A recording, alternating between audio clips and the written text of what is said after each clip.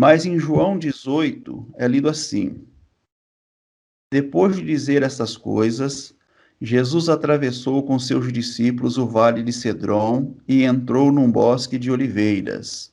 Judas, o traidor, conhecia aquele lugar, pois Jesus tinha ido muitas vezes ali com seus discípulos.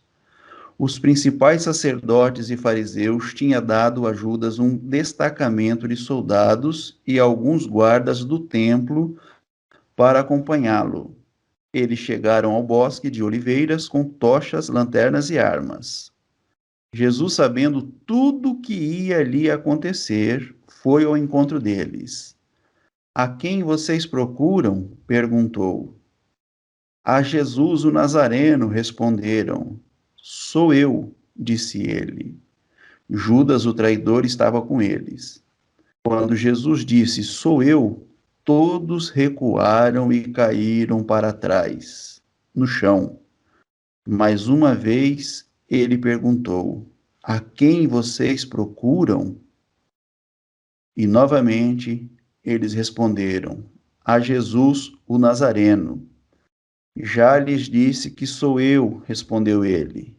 E uma vez que é a mim que vocês procuram, deixem esses outros irem embora. Ele fez isso para cumprir sua própria declaração: Não perdi um só de todos que me deste. Então Simão Pedro puxou uma espada e cortou a orelha direita de Malco, o servo do sumo sacerdote. Jesus, porém, disse a Pedro: Guarde sua espada de volta na bainha. Acaso não beberei o cálice que o Pai me deu? Assim, os soldados, seu comandante e os guardas do templo prenderam Jesus e o amarraram. Olha só a declaração de Jesus após o ato de Pedro. Quando Pedro pega a espada e corta a orelha do Malco, né? A orelha direita do Malco, que era o servo do sumo sacerdote. Jesus ele fala: Guarda sua espada de volta na bainha. Acaso não beberei o cálice que o Pai me deu? Então, o Pedro aqui, irmãos, ele representava o Caim, a ação de Pedro aqui. A gente está usando o Caim aqui porque foi um dos últimos estudos que nós fizemos, ele está bem fresco na nossa mente ainda, tá? Então, o Pedro, quando ele viu aquela situação, ele foi Pedro, entendeu? Ele foi Pedro.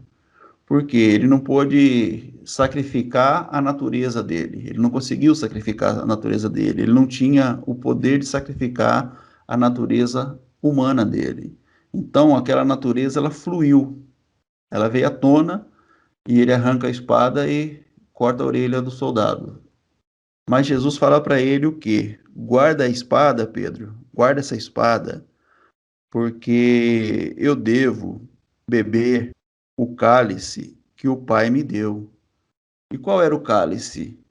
O cálice era o cálice dessa nova aliança, irmãos, da pessoa não viver debaixo do poder da natureza humana, da natureza carnal.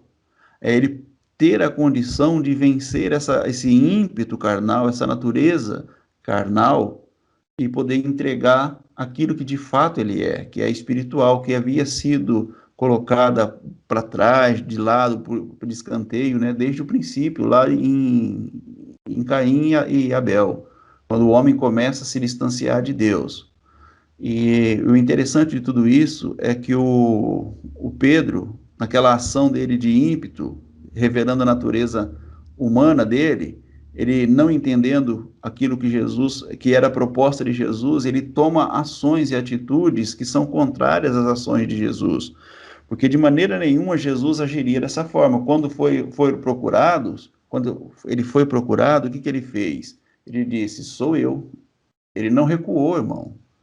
Quem é Jesus o Nazareno? Ele sabia o que ia acontecer, conforme o texto aqui. Ele sabia que aqueles soldados estavam indo ali para prendê-lo, para levá-lo aos magistrados ali, né, que julgariam ele, e posteriormente ele seria entregue naquela cruz a morte. Ele sabia de tudo isso e ele não revidou, ele não deixou com que a natureza humana dele viesse a falar ou viesse a agir. Mas o Pedro não tem esse conhecimento, então ele toma essas atitudes.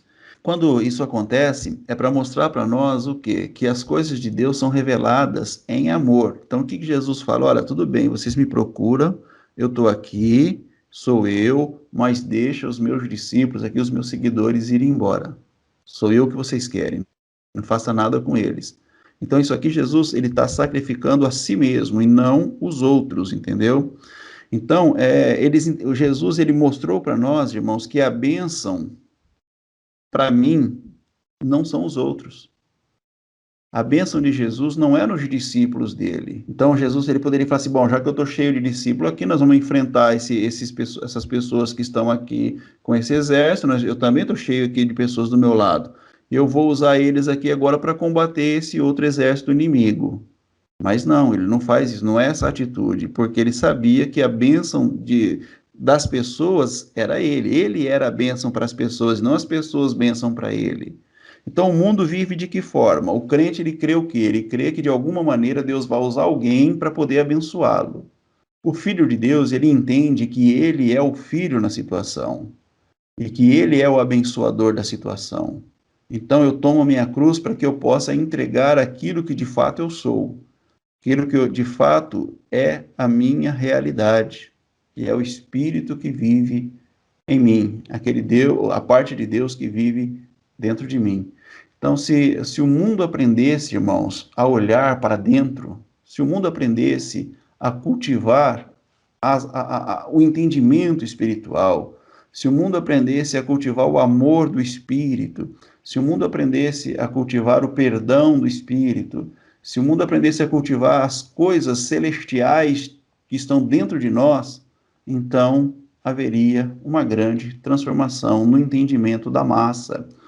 Então, essa massa agora que normalmente luta e briga pelos seus próprios interesses, deixaria de lutar e brigar pelos seus próprios interesses, porque eles entenderiam que a pátria é no céu, eles já estão em Deus. Se eu estou em Deus, eu sou um ser completo. E isso tem que entrar na mente dos ouvintes da palavra de Deus. Eu não sou um necessitado, eu não necessito de Deus, eu não necessito de bênção, eu não necessito de favor, eu sou completo. Ou Jesus cumpriu tudo que havia sido dito a respeito dele naquela cruz, irmão, ou então nunca mais terá o cumprimento disso. Então tudo aquilo foi uma falácia, foi uma brincadeira de mau gosto com o povo. Ou eu creio que a obra de Deus está consumada, ou então eu tô sendo aqui mais um, sei lá, como que eu posso dizer, mais uma pessoa enganadora. Se eu não crer que a obra de Deus está consumada e viver essa consumação, eu estou enganando a mim mesmo, eu estou enganando o próximo, eu estou enganando as pessoas com palavras vazias, eu estou enganando, fazendo o povo perder tempo assistindo vídeos, assistindo pregações sem valor algum. Ou Jesus cumpriu o que está escrito e realmente isso é a verdade, ou então não passa de enganação. Eu não sei como que você vive, como que você entende. Às vezes você está tanto tempo dentro de uma comunidade que é uma comunidade de um sistema de falho, né, que gerado por homens, criado pelos homens, que você se nega a crer na realidade de Deus. Você acha que realmente a natureza humana foi morta? Ah, não, a minha está aqui florida, está à tona aqui, está revelando tudo. Por quê? Então, aquilo que Jesus fez não valeu nada. Você acha que o pecado realmente foi perdoado? Ah, de alguns foram, mas os meus talvez não seja. Talvez a pessoa vive assim, irmão, naquela incerteza. Porque nós não tomamos ações pelas vistas, não é o que eu vejo. Nós agimos por fé, é por entender quem eu sou. Talvez você olha para você mesmo e vê uma pessoa que é perdão da palavra aqui, um desgraçado, uma pessoa cheia de problemas, problemática, cheia da desgraça, né? Não tem a graça. O desgraçado aqui, irmãos, é uma pessoa sem a graça, tá? É um desgraçado, sem a graça. Então, entenda que às vezes a pessoa se olha e vê ele acha que ele é um desgraçado, não tem a graça sobre ele. E vive dessa forma, buscando, correndo atrás da graça, correndo atrás dos favores de Deus. Mas há aqueles que tiveram entendimento aberto, que são poucos, tá, irmão? São poucos que tiveram entendimento aberto, e que eles agora entregam de fato e de verdade quem são. Porque muitos ainda eram para ser adultos no entendimento, mas vivem como criancinhas. Precisando de leitinho, precisando ser acariciado, precisando ser afagado, né? Ser aceito, ser benquisto. Pessoas não estão preparadas para ouvir um não, para dizer, olha, isso que você está falando aí não tem coerência nenhuma, não tem nexo. Pessoas não estão preparadas, porque elas precisam da aprovação dos outros de fora. E, consequentemente, então elas não conseguem entregar quem elas são. E a obra para ela, a obra de Deus para ela ainda não está completa. Então, quando é que Deus ele vai completar essa obra para você? Será que você vai viver os seus 80, sei lá, 70, 80 anos aqui e Deus não vai completar a obra em você? Em mim, Deus completou a obra o dia que eu entendi, irmãos, quem eu de fato sou. E eu vivo como Deus diz que eu sou. Então, para mim, a obra de Deus já está mais que completa, não falta mais nada.